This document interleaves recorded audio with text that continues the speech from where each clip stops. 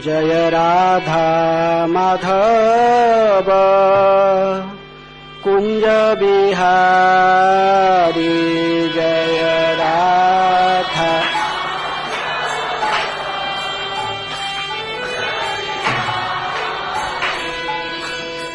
गोपी जना वल्लभ गिरिवरधारी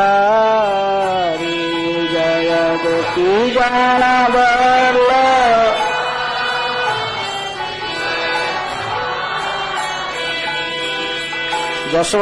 यशोदानंदन व्रज जनरंजन यशोदानंदन जमुना तीर वनचारी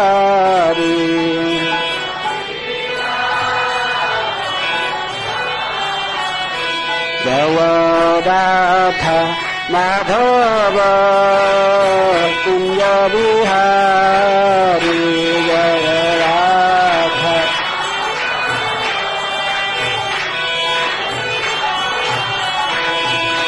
गोपी जना वल्लभ गिरिवरधारी जय गोपी जना वल्लभ गिरिवरधारी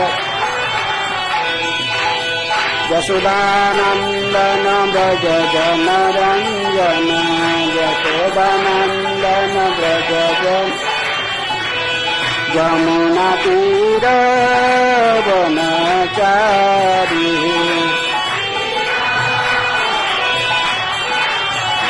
जय राधा माधव कुंज बिहारी जय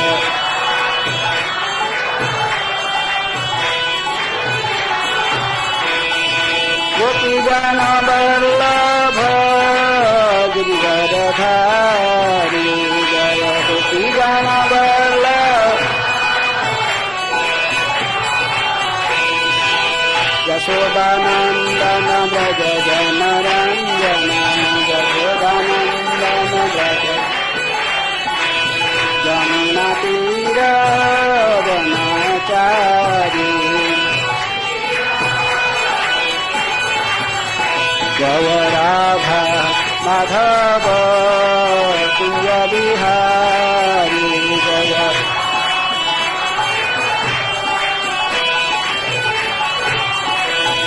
हरे कृष्ण कृष्ण कृष्ण हरे हरे हरे राम राम राम हरे हरे हरे कृष्ण कृष्ण कृष्ण हरे हरे हरे राम हरे कृष्ण कृष्ण कृष्ण हरे हरे हरे राम राम राम हरे हरे हरे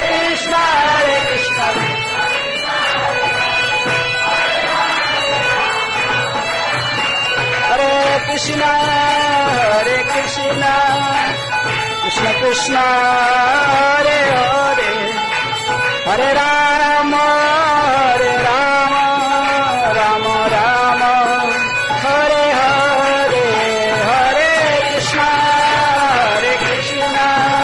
कृष्ण कृष्ण हरे हरे हरे राम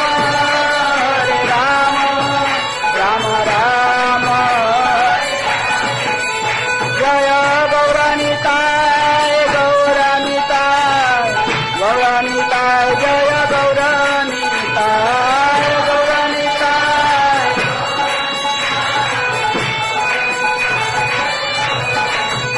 जय कृष्ण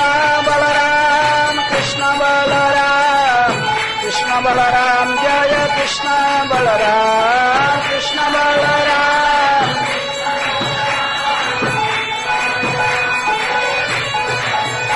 जय राधा श्याम सुंदर राधे जय राधा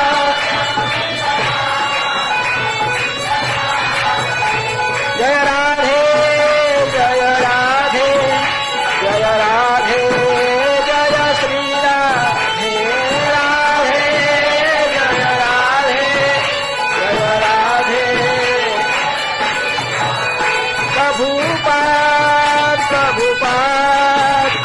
प्रभुपाद प्रभुपाद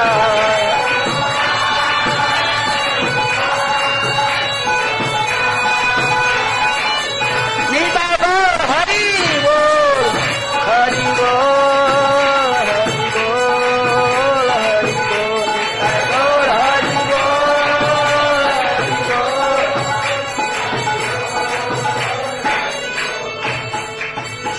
जय ओम विष्णुपाद परमहंस परिव्राजकाचार्य अष्टोत्तर शतशी श्रीमद कृष्ण कृपा स्मृति अभय चरणारविंद भक्ति वेदांत स्वामी श्रील प्रभुपाद की जय। इस्कॉन फाउंडर आचार्य श्री डिवाइन ग्रेस श्रील प्रभुपाद की जय। अनंत कोटि वैष्णव भक्त वृंद की जय। नामाचार्य श्री हरिदास ठाकुर की जय। श्री ब्रह्म मध्य गौड़ीय गुरु परंपरा की जय। श्री रूप से सनातन भट्ट रघुनाथ श्री जीव गोपाल भट्ट दास रघुनाथ सर्वगोस्वामी प्रभु की जय। प्रेम से कह श्री कृष्ण चैतन्य प्रभु नित्यानंद श्री अद्वैत गदाधर शिवासादि गौर भक्त वृंद की जय। राधा कृष्ण गोप गोपीनाथ राधा कुंड श्याम कुंड गिरि गोवर्धन की जय। मथुरा वृंदावन धाम की जय। नवदीप मायापुर धाम की जय। श्रीक्षेत्र पुरुषोत्तम क्षेत्र जगन्नाथपुरी धाम की जय। श्री श्री गौरनिताय की जय। श्री श्री कृष्ण बलराम की जय। श्री श्री राधा श्याम सुंदर ललिता विशाखा देवी की जय। श्री राधाष्टमी महामहोत्सव की जय। श्री राधा रानी आविर्भाव महामहोत्सव की जय। श्री विशाखा आविर्भाव महामहोत्सव की जय। समवेत वैष्णव भक्त वृंद की जय। समवेत वैष्णव भक्त वृंद की जय। समवेत वैष्णव भक्त वृंद की जय। निताय गौर प्रेमानंदे हरि हरि बोल। ओम अज्ञानातिमिरान्धस्य ज्ञानाञ्जनो शलाकया चक्षुरुन्मीलितं येन तस्मै श्रीगुरुभ्ये नमः।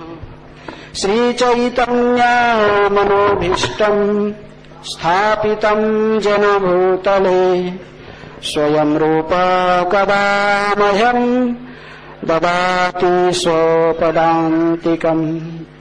वन्देऽहं श्रीगुरो श्रीयुतापदकमलम् श्रीगुरून् वैष्णवांश्च श्रीरूपम् साग्रजातम् सहगणा रघुनाथान्वितं तं सजीवम् साद्वैतं सावधूतं परिजनसहितं कृष्णा चैतन्यदेवम् श्रीराधा कृष्णपदान् सहगणललिता श्रीविशाखान्वितांश्च मुखं करोति वाचालं पङ्गुं लङ्घयते गिरिं यत्कृपातमहं वन्दे श्रीगुरुदिनतारिणम् परमानन्दमाधवम् श्रीचैतन्येश्वरम्। नमो विष्णुपादाय कृष्णप्रेष्ठाय भूतले श्रीमते भक्तिवेदान्त स्वामिनिति नामिने। नमस्ते सरस्वती देवे गौरवाणी प्रचारिणे निर्विशेषः शून्यवादी पाश्चात्यदेशतारिणे। नमो महावदन्याय कृष्णप्रेम प्रदायते कृष्णाय कृष्णचैतन्य नमिने गौरतिसे नमः।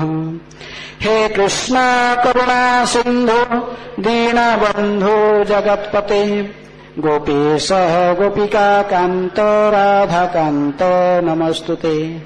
तप्त काञ्चन गौराङ्गी राधे वृन्दावनेश्वरी वृषभानुसुते देवी प्रणमामि हरिप्रिये।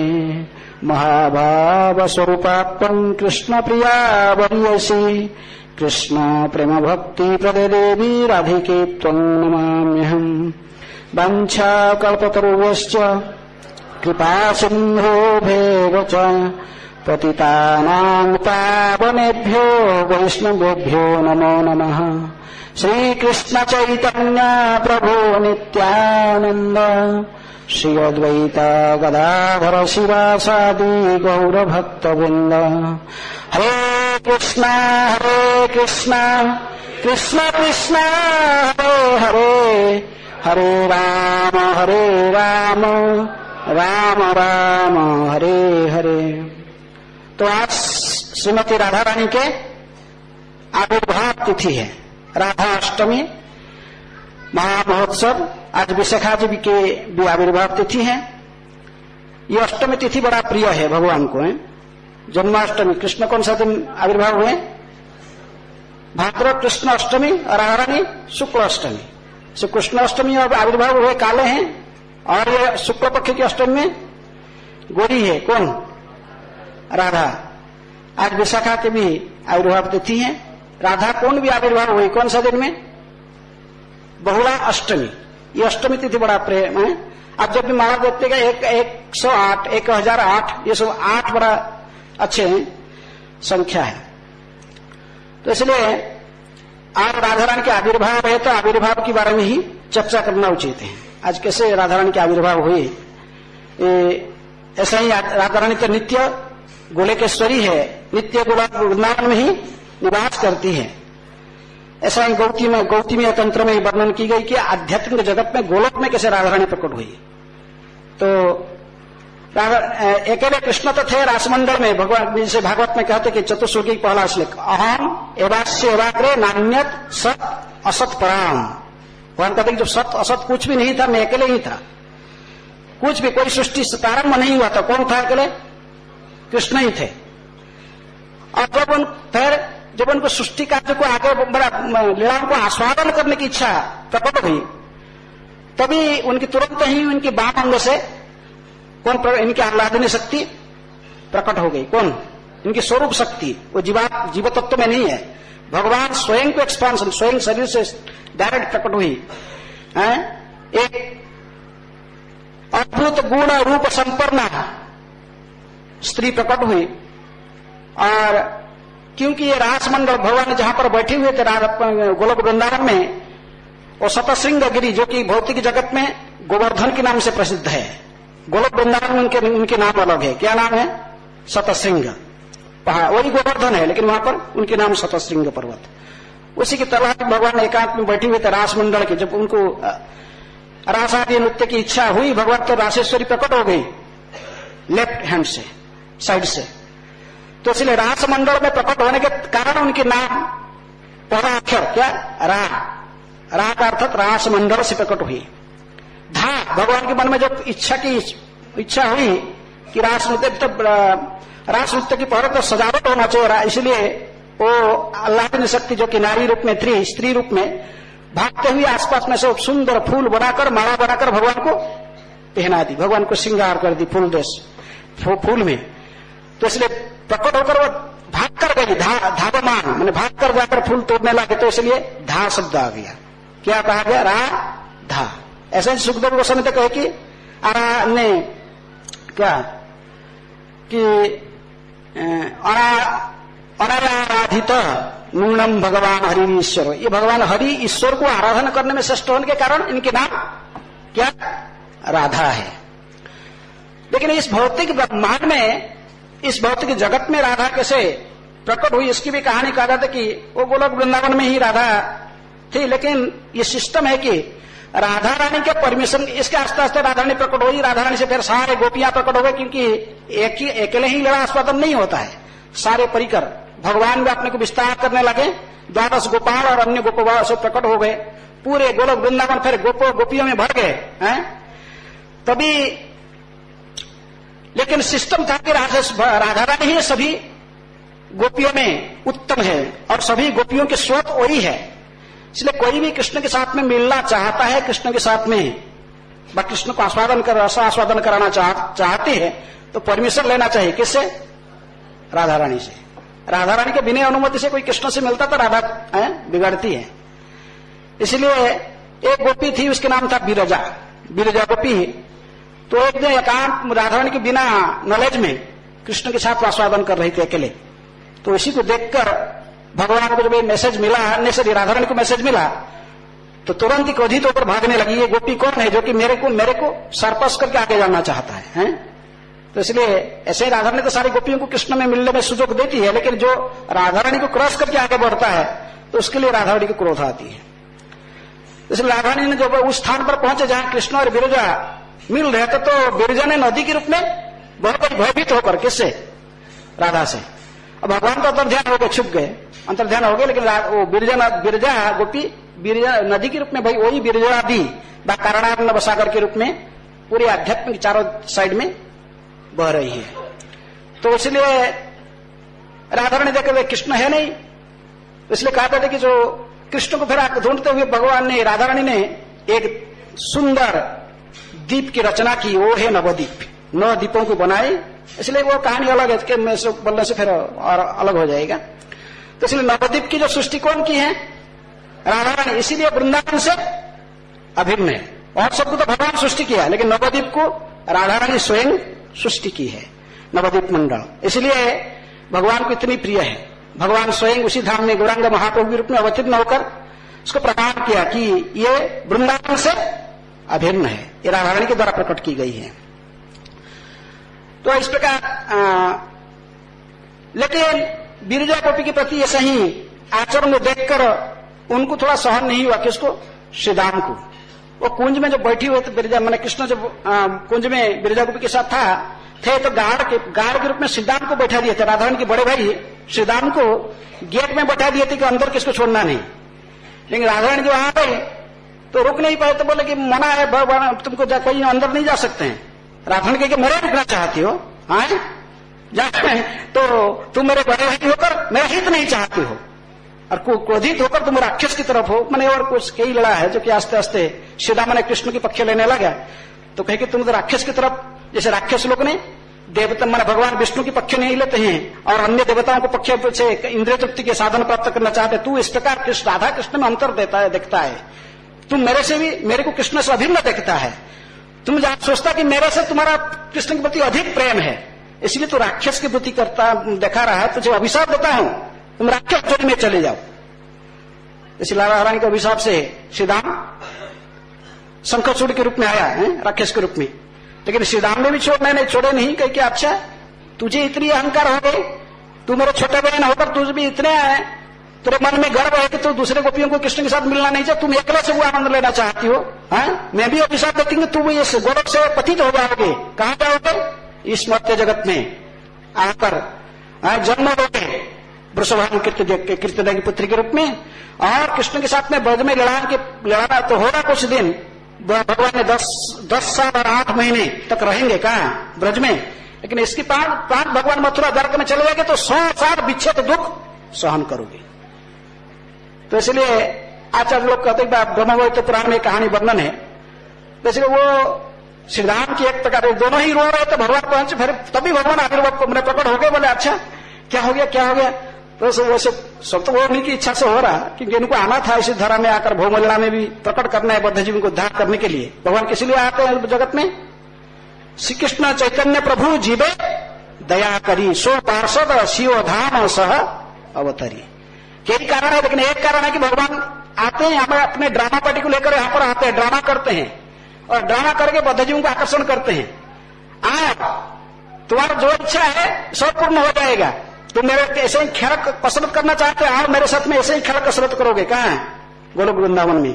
तुम कितने डांस सीखते हो? मेरे से कोई ज्यादा नाचने वाला नहीं है, मेरे साथ में नाचना चाहते तो वहीं आओ। ऐसे भगवान ने सभी लीला को प्रकट किए हैं।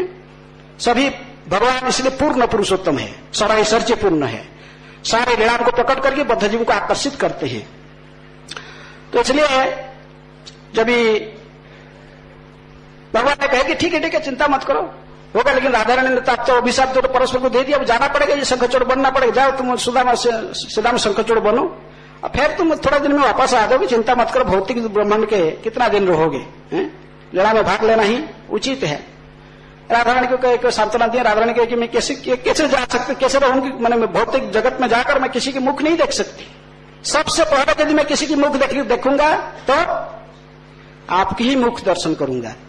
मैं भौतिक ब्रह्मांड में जाऊंगी तो ये जमुना नदी भी वहां जाएगी, गोवर्धन पर्वत भी वहां जाएगी, नहीं तो मैं वहां नहीं जा सकती हूं। इसलिए भगवान ने ये दोनों को भी अवतरण कराया। किसको?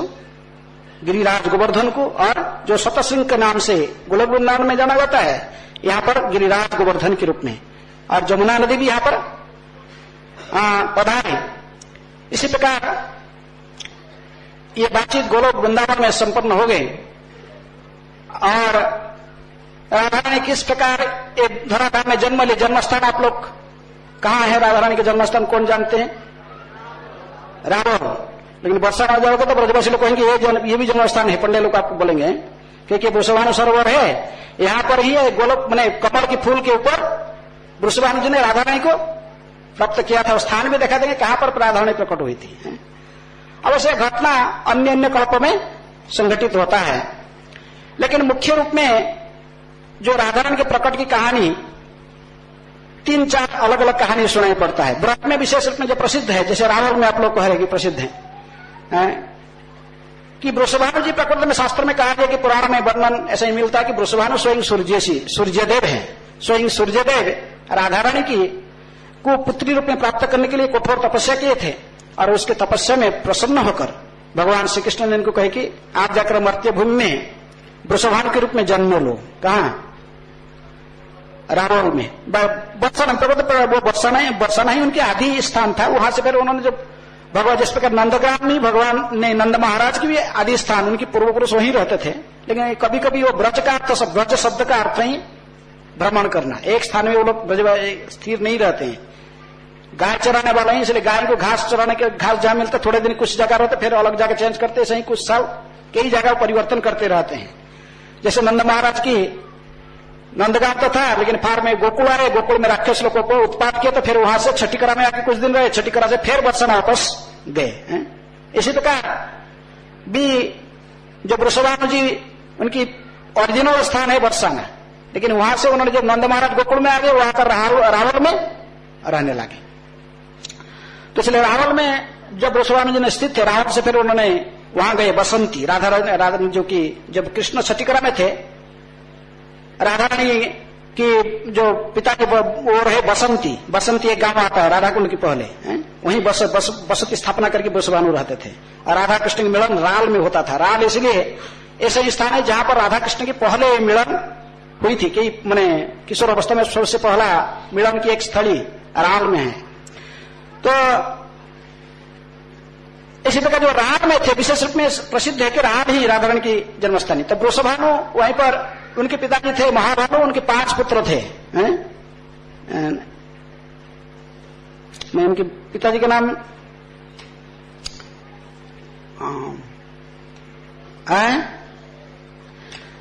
तो वृषभानु के वहां 4 भाई थे, लेकिन ये मझले भाई थे। जैसे नंद बाबा भी मझले पुत्र है, किनकी?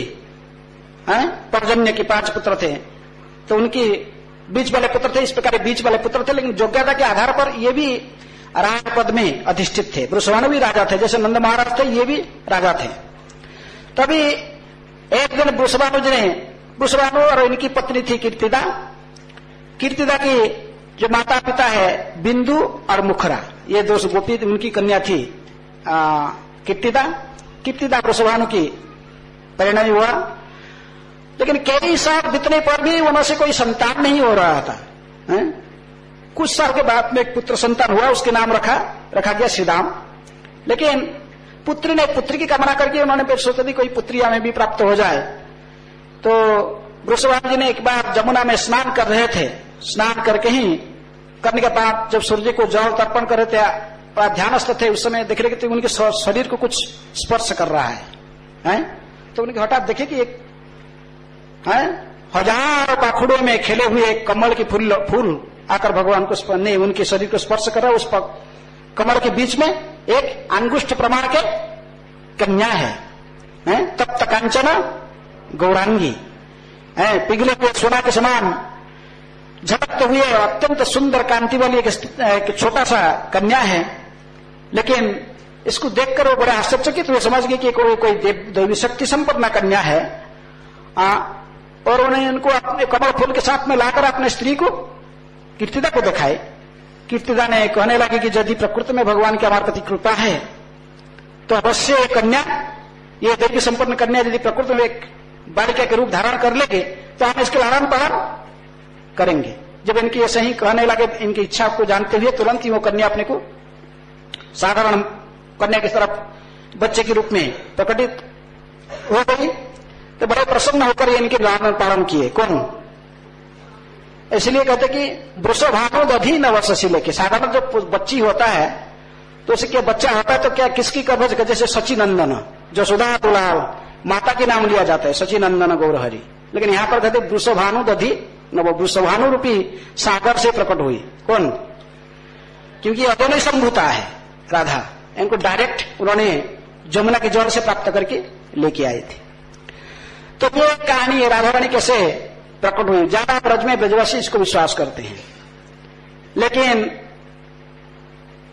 हमारा आचार्य रूप गोस्वामी प्रभुपाद ने उन्होंने अपने ग्रंथ 2 नाटक जो लिखे, विदग्ध माधव ललित माधव नाटक के प्रारंभ से राधा रानी के आविर्भाव के बारे में भी वर्णन करते हैं पौर्णमासी की मुख से। पौर्णमासी जो जोगमाया देवी वो बातचीत करती है गार्गी और नांदीमुखी संदीपनी इनकी नातनी है, किसकी? पूर्णमासी है संदीपनी मुनि की माँ। संदीपनी मुनि के 2 लड़के, एक मधुमंगल और एक बेटा एक बेटी। बेटा है मधुमंगल, बेटी है नांदीमुखी। तो इसलिए वो दोनों आते हैं। कौन? पूर्णमासी। स्टेज में नाटक है, पूर्णमासी आती हैं और नांदीमुखी आती है। उस दूसरे साइड में गर्ग मुनि की पुत्री गार्गी आती है। तभी इस पूर्णमासी ने कहती कि मेरे ऐसा एक बहुत बड़ा चिंता है, मैं क्या राधा की शादी में कैसे कराऊं। तो वैसे बातचीत चल रहा था, तो उसी प्रसंग में राधा के आविर्भाव प्रसंग भी पूर्णवासी ने कहने लगी कि ये राधा रानी प्रकृति में इस गांधर्वी का उसके नाम इसलिए क्योंकि इनके नाम है, और ये विंध्याचल की पुत्री है। किसकी पुत्री है? विंध्याचल की पुत्री है। तो उसके लिए विश्वास नहीं है। गार्गी कहे कि मेरे पिताजी गर्गमुनि वो तो सर्वज्ञ है, सर्वशास्त्रविद है, वो कहे कि ये वृषभानु के औरत से कीर्तिदा से जन्म हुई है। गर्गमुनि मेरे पिताजी तो त्रिकाल क्यों, वो कहे तुम कैसे बोल रही हो, ये विंध्याचल की पुत्री है। तभी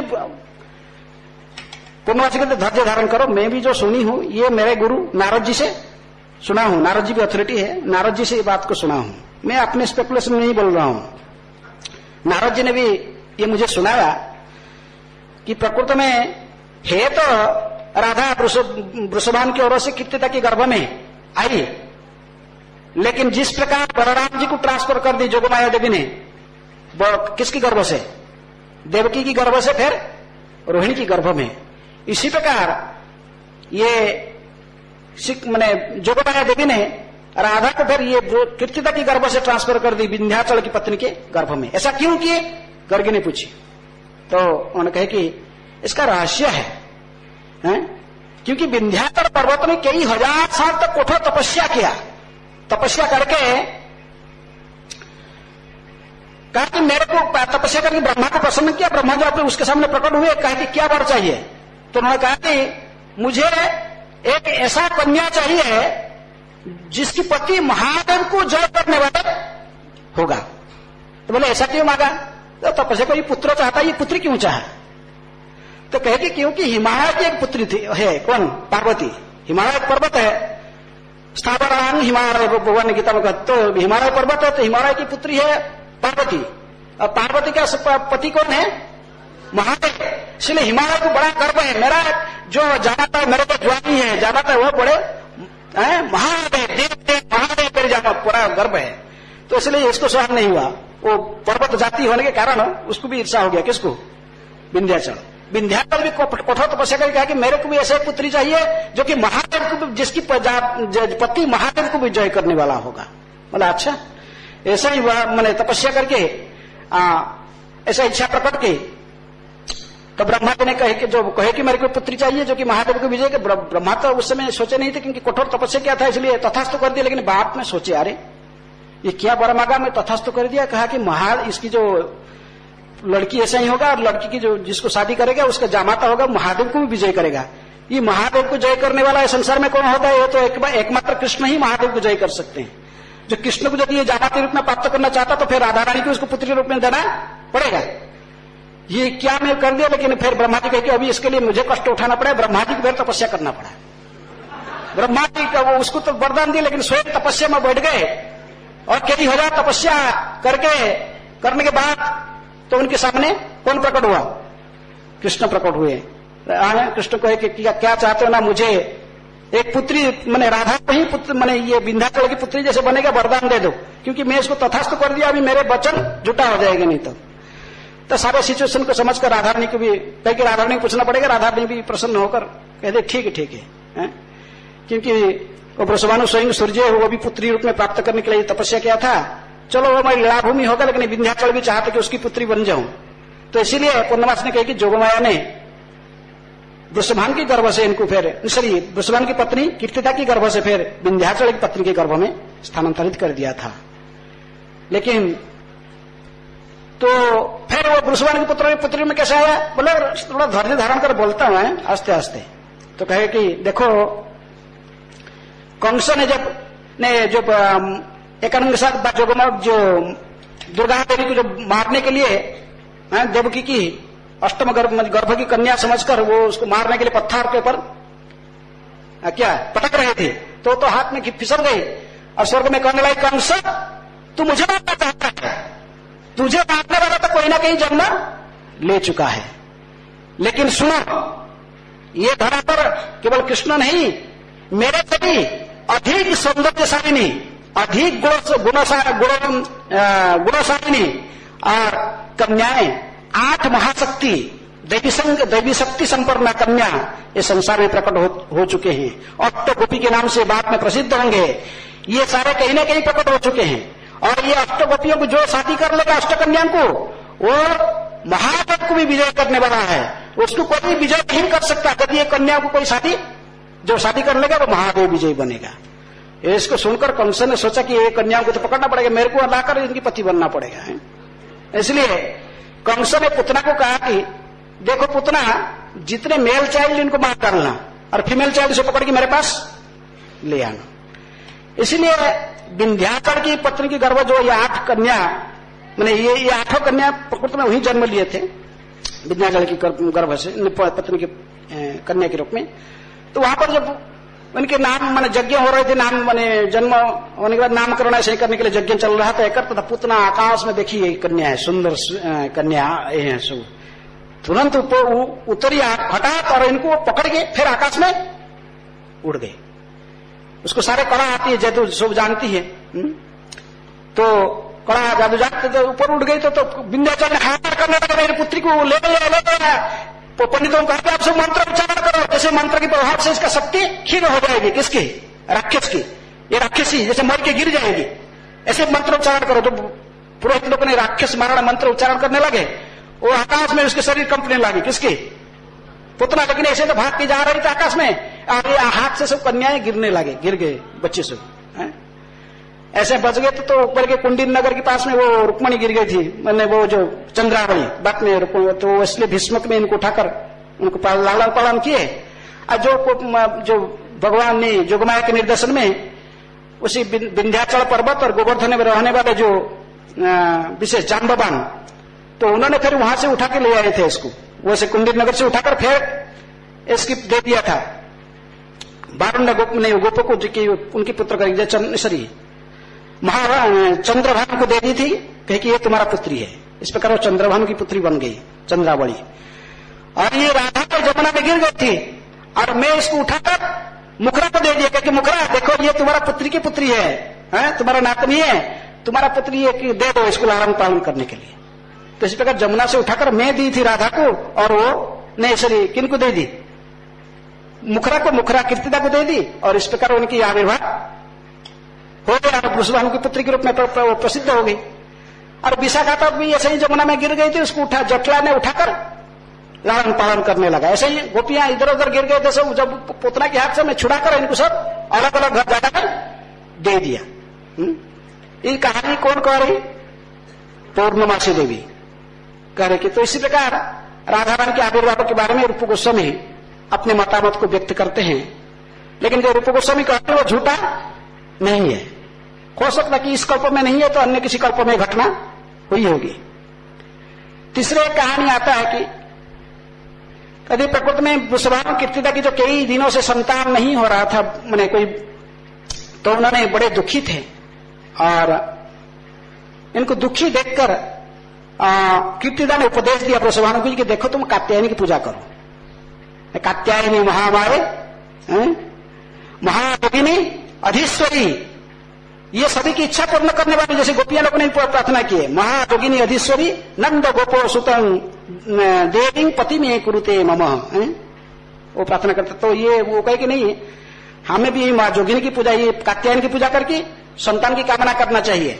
तुम जाओ प्रत्येक दिन कात्यायनी व्रत अगस्त महीना में, मार्गशीर महीना में स्नान करो, जमुना में स्नान करके कात्यायनी देवी की पूजा करते रहो, वो प्रसन्न हो जाएगी तो आपको पुत्री प्राप्त हो जाएगी। तो इसलिए अपने पत्नी की बात को सुनकर वृषभानुज ने कात्यायनी देवी की पूजन करने लगे।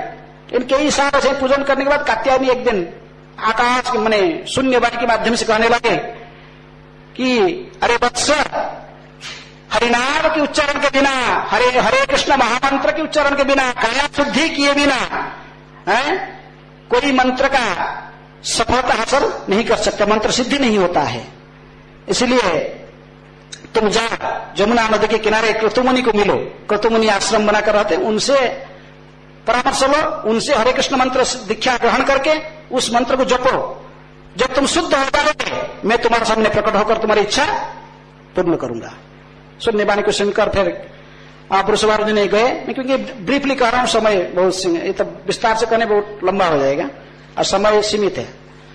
तो इसलिए फिर वृषभानुज ने क्रतुमुनि के आश्रम में गए। क्रतुमुनि ने उनसे हरिनाम दीक्षा प्राप्त की, नम्रता से उनको गुरु रूप में स्वीकार करके उनसे हरिनाम दीक्षा लिए, जैसे आप लोग सो दीक्षा लेते हो, और जपने लगे क्या, हरे कृष्ण कृष्ण कृष्ण हरे हरे, हरे राम राम राम। ऐसे ही केवल साथ हरे प्रत्येक दिन जमुना स्नान और हरे कृष्ण मंत्र जपने के प्रांत तभी एक दिन कात्यायनी देवी प्रसन्न होकर उनके सामने प्रकट हो गई। कहे कि तुम्हारा भक्ति में प्रसन्न हो, तुम मेरे आदेश पालन किए हो, अभी क्या चाहते हो मांगो। तो कहे कि आपको पता है मेरा इच्छा किया, आप स्वयं जोगमाया देवी, आपको सबके अंदर की बात पता है। कहे कि ठीक है बक्स, तुम्हारा इच्छा पूर्ण होगा। कहकर इनके बक्स दे दी, एक गोल्डन बक्स, उसके अंदर में भी एक डिम्बाकृति एक गोल्डन वस्तु कुछ था बक्स के अंदर। कि इसको ले जाओ, इसी से ही तुम्हारा अभिष्ट पूर्ण हो जाएगा, समय आने पर तुम्हारा अभिष्ट पूर्ण होगा। इसलिए वृषभानुज ने उस बक्स को लाकर अपने पत्नी कीर्तिदा को दे दिए। और कई महीने के बाद उसी जो डिम्बाकृति जो वस्तु था बक्स के अंदर, उसी से ही कौन प्रकट हुई, राधारानी प्रकट हुई। तो इसलिए ये तीसरे प्रकार की कथा आती है। ये सब सारे पुराण में वर्णन है, अन्य अन्य पुराण में है। तो इसलिए सब झूठे नहीं है, अन्य अन्य कल्पों में ये सब घटना हुई है। लेकिन आप जैसे सुने कि राधारानी इसी वरदान के साथ आध्यात्मिक जगत में प्रकट हुई थी इस धरा पर, कि मैं प्रकट होकर किसी को देखूंगा नहीं है संसार में, सबसे पहले किसको देखूंगा, आपको ही दर्शन करूंगा। तो इसलिए जो वृषभानुज ने इनको जो जन्म हुए उनको कमर से उठा के लाए, कीर्तिदा की गर्भ जन्म हुए तो जन्म से ही आंधी थी, आंधी जैसे थी, आंख बंद, आंख नहीं खुलती थी। तो कहे कि इतना सुंदर कन्या है लेकिन क्या है, अंधी है। बड़े दुखी हो रहे थे दोनों। नारद मुनि ने भी देखे कि भगवान श्री कृष्ण नंद भवन में आविर्भाव हो गए, उनको पता था इस सबको नंद भवन में आएंगे, नंद की लाला के रूप में लीला करेंगे। जब नंदग्राम में आकर, गोकुल में आकर देखे किसको, कृष्ण को, तो सोचे कि जब कृष्ण आविर्भाव हो गए उनकी जो कि लीला में उनके नित्य प्रेयसी के रूप में राधा अवश्य कहीं ना कहीं आसपास में प्रकट हो ही होगी। इसलिए नारद जी ने उसके रिसर्च करने लगे। सबकी घर घर में पूछते थे, तुम्हारे घर में कोई पुत्र या कन्या की आविर्भाव हुआ कि नहीं, जन्म हुआ कि नहीं, पूछते थे। ऐसे पूछते पूछते पूछते पूछते जो पहुंच गए उधर रावल में, वृषभानु जी के पास में पहुंचे। वृषभानु जी को पूछे, तुम्हारा घर में कोई बच्चे, तो कहे हाँ, हमारा पुत्र को, अपने पुत्र को, बड़ा लड़का को ले आए, किसको, सुदाम को। तो उसके रंग लक्षण से स्वरूप को देखकर नारद जी समझ गए ये तो भगवान श्री कृष्ण की नित्य सखा है, ये स्वरूप शक्ति है, जीव शक्ति नहीं है। कहे कि ये बड़ा लड़का तो बड़े भाग्यवान है, ये भगवान श्री कृष्ण के नित्य सखा है। और उनको बहुत आशीर्वाद देकर कहे कि आपके घर में और कोई बच्चे कोई है ना क्या? क्योंकि हाँ नारद जी, और एक नए बच्ची हमारा जन्म हुई है, लेकिन वो अंधी है जन्म से, आप आइए तो अंदर में देखिए झूला में है। ये कहकर नारद जी बड़े आग्रह से चले गए अंदर और देखे कि अंत कक्षा में झूला में झूल रही है कि बट्टी। लेकिन नारद जी ने उनकी शोभा को देखकर, सौंदर्य को देखकर विमुग्ध हो गए।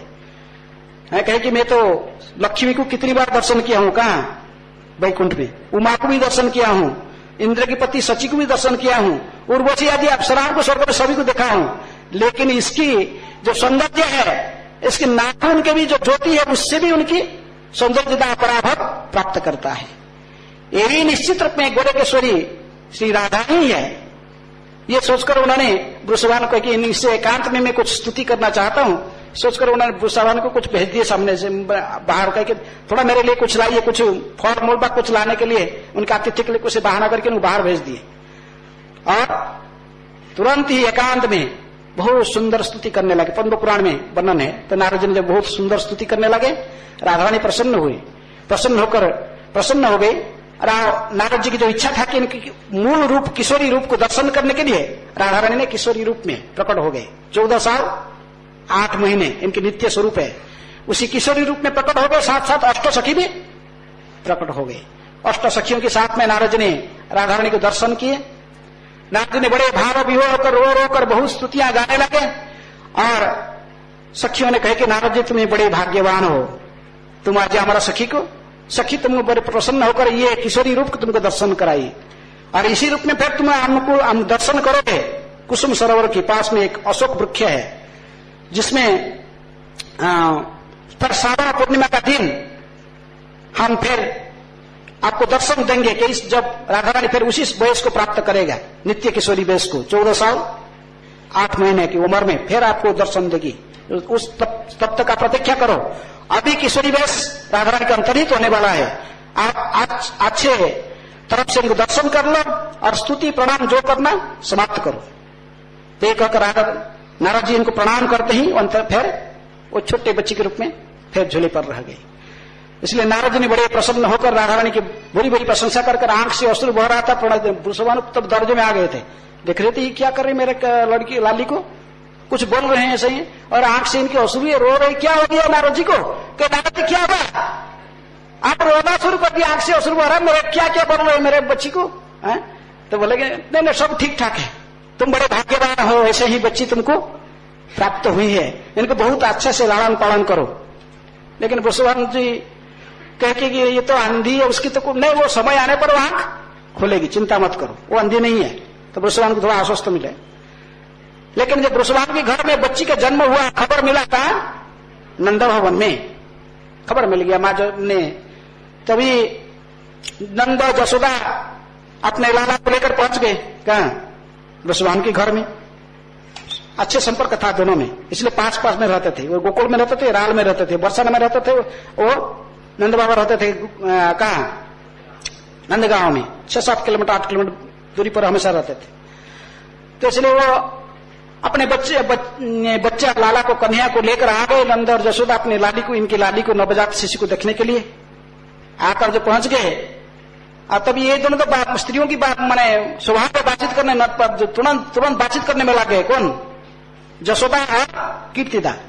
और नंद और वृषभानु वो भी अपने बातचीत में लग गए, लेकिन ये तो अपने मां की और से बार बार नीचे फिसल गए। कौन? उतर गए कन्हैया।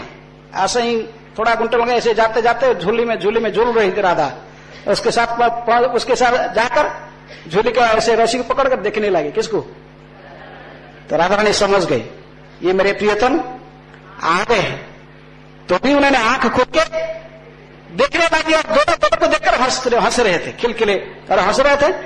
ये देखकर उन्हें वृषभानु, ये तो कितनी बात कर रहे, लेकिन थोड़ा सा बात बच्चे जैसे हंसते तो थोड़ा बातचीत भी करते हैं, तो शब्द सुनाई पड़ा। बोले कि अरे क्या हो रहा है उधर? देखे कीर्तिदा, देखे कि अरे मेरे लाली की तो आंख खुल गई है, वो देख रही है तुम्हारा लाला को, हंस रही है। वो तुरंत उठा ली, बड़े प्रसन्न हो गए। जसोदा तुमने आया, तुम्हारा लाला को देखकर ही है मेरे लाली की आंख खुल गई है, बड़े भाग्यवान है। तो बड़े उत्सव मनाए।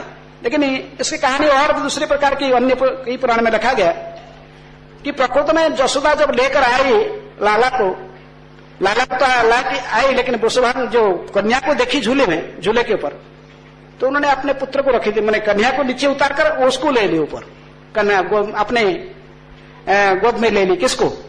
राधा को। ये देखकर कन्या रोने लगी जोर जोर से, पेट को पटकते हुए जमीन पर गड़ा रोने लगे, साड़ी को पकड़कर खींचना। फिर जसोदा ने इनको भी उठा लिया। दो हाथ में दोनों को पकड़े, एक में कौन?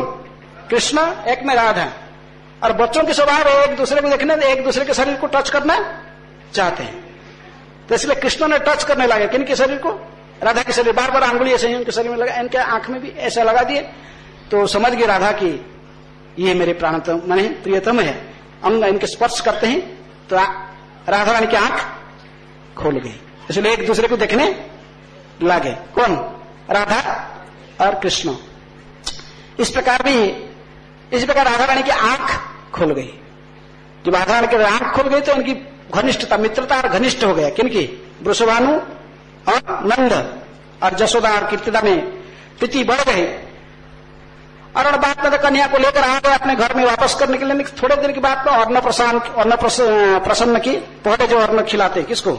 बच्चे को। समय आ गया, बच्चे को सबसे पहला अन्न खिला जाएगा। तो अन्न प्रसन्न के दिन बहुत प्रकार का फीस्ट बना और बच्चे को सबसे पहले खीर खिलाते हैं, मुख में देते हैं, लेकिन बच्ची मुख नहीं खोलती, बंद करके रखी है, क्योंकि वो चाहते थे कि क्या खाने के लिए? कृष्ण की झूठन। तो इसलिए नंद बाबा भी अपने लाला को लेकर आए थे जसोदा के साथ। जसोदा तो कृष्ण को के लिए पत्ता भी डाल दिया, एक छोटा पत्ता भगवान के कन्या के सामने भी खीर रख दी उसमें। और राधा भी बैठी थी, लेकिन राधा खाया नहीं थी, इतने मुख दे। लेकिन जब कृष्ण के हाथ में खीर दे रहे थे, कृष्ण खाना लगे, कृष्ण 2-4 बार खाने लगे, तो राधा रानी ने वहां से घूमकर उसी पत्ता में लेकर तुरंत मुख में डाल दी। अर्थात सबसे पहला अन्नप्राशन मैंने खाने के लिए वो किसके प्रसाद खाए हैं? कृष्ण प्रसाद को ग्रहण किए। सबसे पहले कृष्ण को देखे, कृष्ण के प्रसाद खाए। तो आस्ते आस्ते मैंने कई सुंदर लाए हैं, लेकिन टाइम 15 मिनट बाकी है, अभिषेक होने वाला है, 10-12 मिनट है। तो इसलिए और एक 2 लड़ा कहेंगे बचपन की। और जो राधा रानी आस्ते बढ़ते बढ़ते और बड़े हो गई, 4-5 साल की उम्र में, तो सारे उनके जो गोपियां लोग ना आसपास में ही सब घर है, ललिता विशाखा सब गोपियां, अष्टगोपी पास में सब उनके जन्म स्थान था। तो सब आते थे, आकर राधा रानी के साथ में खेलते थे, सभी इकट्ठी। वृषभानु की जो बारांडा में घर में कहीं कोने में बैठकर खेलते थे। उन्होंने एक कृष्ण की एक डेटी उनको बना देते थे, कन्या की डेटी बनाकर, और उसको फूल में सजाते थे, पूजा करते थे, आरती करते थे, ऐसे खेलते थे। वो खेलते खेलते एक दिन नारद वो वहां गए, द्वादशी मैंने एकादशी व्रत करके द्वादशी पालन करने के लिए दुर्वासा मुनि पहुंच गए। कहा?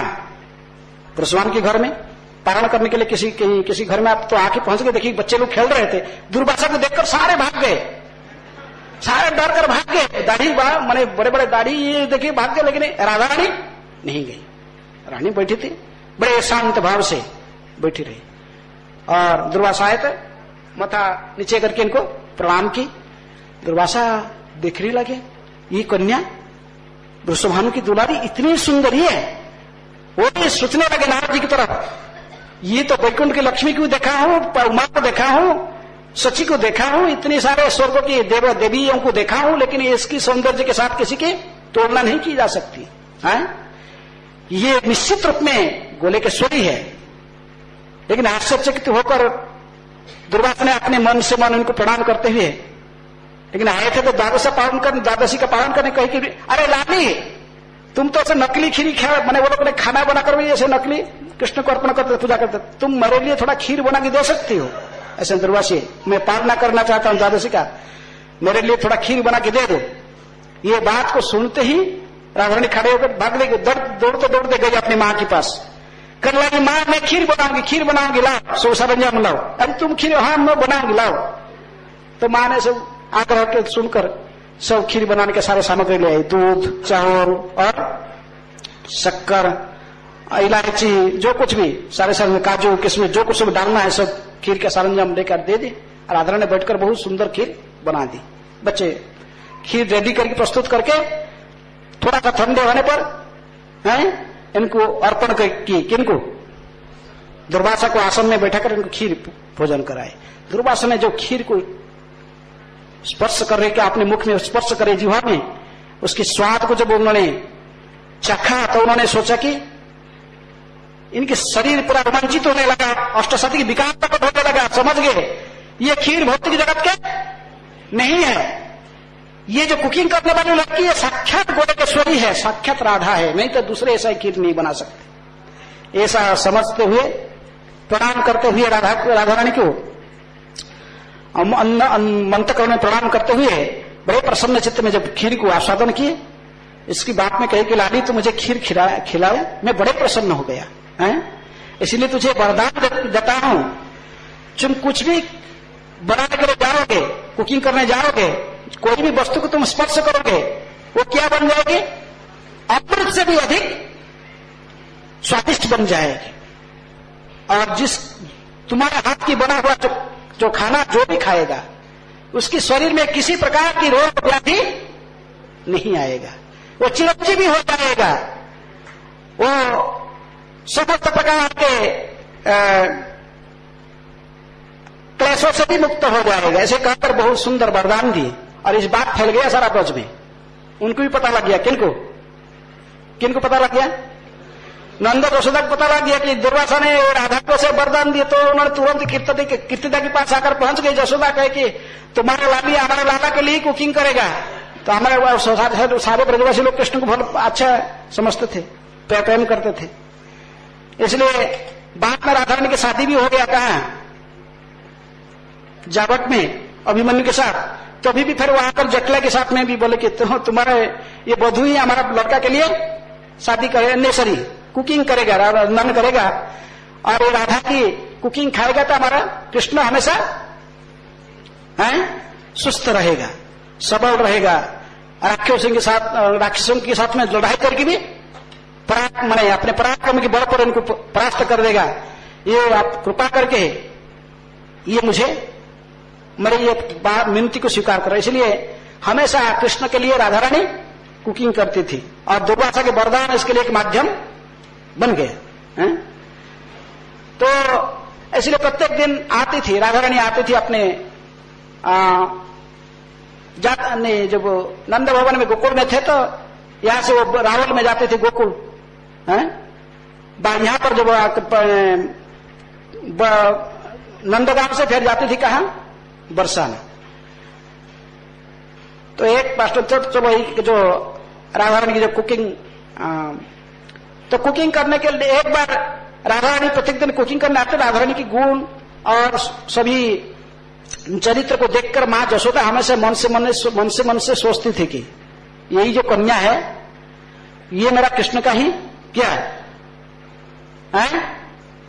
कृष्ण के साथ इसी की शादी कराऊंगा। बात में दोनों भी चाहते थे, वृषभानु और कीर्तिदा भी चाहते थे, नंद और यशोदा भी चाहते थे कि ये दोनों का शादी हो जाए। किनके, कृष्ण और राधा रानी की। इसलिए एक दिन राधा रानी जब आए थे यशोदा की भवन में कुकिंग करने में, मां यशोदा को प्रणाम करे थे। मां यशोदा ने क्या किया, टर्मरिक पाउडर, हल्दी से ही बड़े, तो हल्दी पाउडर कुछ लेकर ऐसे ही बटा हल्दी इनकी हाथ में लगा दी। किनकी, राधा रानी की। ये प्रथा था कि इसका अर्थ है कि वो उस लड़की को अपने पुत्र के साथ शादी कराना चाहते। राधा रानी समझ गई, बहुत शर्म गई, मन से बड़े दुखी हो गए। हमने तो खुश हो रही थी, लेकिन मुख नीचे करते हुए ऐसे ही हल्दी जब लगा भाग गई वहीं से, भागते भागते आकर कहां पहुंची, बरसाना में है। बरसाना में पहुंचकर पीली पुखर है जहां पर राधा रानी ने हाथ धोई थी। सभी गोपियों को पता लग गया, सब लोग बड़ा खुश हो गए। खुश हो गए, हाथ धोते राधा रानी वहां पर हाथ धोई, और वो जो तालाब की पानी कैसे हो गया, पीला। आज भी उस तालाब के नाम है पीली पुखर, पीले हो गया। और इस खबर मिल गया गोपियों के माध्यम से, उनके सखियों के माध्यम से इनको मिल गया। किनको, वृषभानु कीर्तिदा को बड़े खुश हो गए। और खुश हो गए तुरंत ही, इसकी सम्मति इनके तरफ से है, इसलिए उन्होंने एक सोने की प्लेट माने बास्केट में हीरा लीला मोती माणिक्य से भरकर भेंट के रूप में नंद भवन को भेज दी। नंद पहनी मां यशोदा जो भी उस बास्केट को खोली, इसको पेटा ही इसको खोली, तो उसके अंदर देखी कि इतनी सारे हीरा मोती माणिक्य से भरा हुआ है। तो ये कहे कि ये प्रथा है कि वो तो जितनी भेजी है उससे दोगुना वर पक्ष में कन्या पक्ष को भी भेजना चाहिए। कहां से आएगा हमारे घर में इतनी तो नहीं है, अभी कहां से भेजेंगे। बड़े चिंतित हो गई मां यशोदा। नंद कन्या ने आरोप कि क्या हो गया माता जी, क्या सोच रही है, इतने क्या है नहीं बोलो हमको। बोले देखो इतनी सारे हीरा ये दिए हैं, कौन, वृषभानु जी ने और हमें इसका दुगुना देना पड़ेगा, हमारे घर तो इतना नहीं है, क्या करेंगे? तो बोले कि ये जितने भी रखे मेरे को दे दो, मैं इसका व्यवस्था करूंगा। तो इसलिए कृष्ण ने इसको कह के बलराम जी को बोले कि भैया थोड़ा कर्षण कर दो, हिले हॉल के लगाकर ये सब जमीन थोड़ा खेती बना दो और इसको मैं बोऊंगा सब। तो मां सोचा कि अरे तुम पागल हो, लोग नहीं, तुम धैर्य धारण करो। इसलिए भगवान ने इसको सब ले सर ये कन्या ने लेकर सब बो दिए और उसी से पेड़ निकाला सब। किसके? रत्न हीरा लीला मती माणिक्य के पेड़ से हुआ और उसमें मती माणिक्य से झूलने लगे। कि माँ पिताजी ने माताजी पिताजी कितने लेना ले लो। तो फिर वो ये अद्भुत कर्म को देखते हुए बड़ा आश्चर्यचकित हुए, क्योंकि उनको गर्गमुनि से भी पता था ये नारायण समपुत्र इनकी। गर्गमुनि ने कहे थे कि आपके जो पुत्र है ये नारायण सम, इसकी कीर्ति बढ़ेगी। तभी नंद बाबा ने इसको स्मरण करके थोड़ा फिर शांत हो जाते थे। अच्छा ठीक है, इसके लिए असंभव नहीं है। तो हीरा लाला मती ये सब तोड़कर फिर वृषभान के घर में वापस भेज दी। ऐसा ही जब विवाह का समय हो रहा था, प्लान चल रहा था, लेकिन पूर्णिमा से देखे कि ये अच्छा नहीं होगा। ये पति पत्नी के रूप में यदि राधा कृष्ण रहेंगे तो लीला आस्वादन ठीक से नहीं होगा। इसलिए पूर्णवासी ने बीच में कहे कि अभी शादी का लोगों ने डेट फिट फिक्स कर दिया। पूर्णवासी ने कहा कि तुम मुझे बिना पूछे कैसे कर दिए हो? तो वो लोग ने जो कुछ काम करते पूर्णवासी से सलाह लेकर, पूर्णवासी देवी जोगमाया देवी है और उनसे भविष्य जानती है, बड़े ज्योतिष के रूप में सब ब्रजवासी लोग विश्वास करते हैं कि ये जो बोलती है वो सच होती है। इसलिए पूर्णमासी देवी कहे कि देखिए कुछ ऐसा ही बैठकर झूठा कैलकुलेशन करके देखो अभी लग्न ठीक नहीं लग रहा है, ये लग्न ठीक नहीं है, रात से पूर्व इसी लग्न में शादी कराओगे तो ये ज्यादा दिन साथ में नहीं रह सकेंगे, फिर बिछुड़ जाएंगे, झगड़ा घाटी होगा, ये इसमें ही। और थोड़ा दिन बाद कभी दूसरे फिर शादी कराएं, दूसरे दिन शादी बंद करा दी। अब बंद कराकर पूर्णवासी ने फिर वो इनका विवाह करा दी। किससे? किससे शादी करा दी? अभिमन्यु से। किसके पुत्र वो? उनकी माताजी और बहन का नाम सबको प्रसिद्ध है, बड़े सब लोग जानते हो। माताजी है कौन? जटिला, और राधारानी की ननंद है कुटिला, बड़े प्रसिद्ध है दोनों का कीर्ति के लिए। और जटिला के पुत्र के साथ अभिमन्यु के साथ तो केवल नाम की पति था, क्योंकि इसको यार रात में कुछ दिखाई नहीं पड़ता था। उड़ीसा का कहते कि चंद्रसड़ा अंधारा कणा, अंधारा कणा माने अंधार में उसको कुछ दिखाई नहीं पड़ता है। उसके अभिमन्यु के दूसरे नाम है चंद्रसेना। तो उसको रात में कुछ शाम हो जाता तो रात में कुछ दिखाई नहीं पड़ता हुआ। और दिन में भी गाय चरण में रहता था, कहाँ जंगल में गाय लेके जाता था, उसे व्यस्त रहता था अपने काम में। शाम को घर में आते ही अंधा हो जाता था, उसको दिखाई नहीं पड़ता था। इसलिए कृष्ण ही उनके पति रहे, लेकिन परकीय भाव से, परकीय भावे जहां भजते जय जय उज्ज्वल रस सर्वरस सार, परकीय भावे जहां ब्रजेते प्रचार। इसलिए पूर्णमासी के जो विचार के आधार पर, उन्हीं के प्लान के आधार पर फिर ये परकीय भाव से राधा कृष्ण परस्पर से मिलते थे। यदि वो इटर्नली वो भी नित्य गोलोक वृंदावन धाम में ही वो नित्य प्रिय और प्रेयसी के रूप में, राधा कृष्ण के रूप में रहते हैं, नित्य प्रेयसी। लेकिन भोपाल लीला पर उन्होंने इसी रस को आस्वादन करने के लिए पूर्ण जोगमाया देवी की प्लान से ही ऐसे ही बन गए। ये अभिमन्यु की पत्नी बन गई राधा, और कृष्ण फिर उनके साथ में भिन्न भिन्न उपाय से मिलते थे। समय हो गया, और कुछ हम जो शाम की क्लास होगा 5 से 7 फिर क्लास होगा, उस क्लास में और कुछ वर्णन करेंगे कथा। ठीक है, हरे कृष्ण। 5 से 7 फिर क्लास होगा शाम को। जय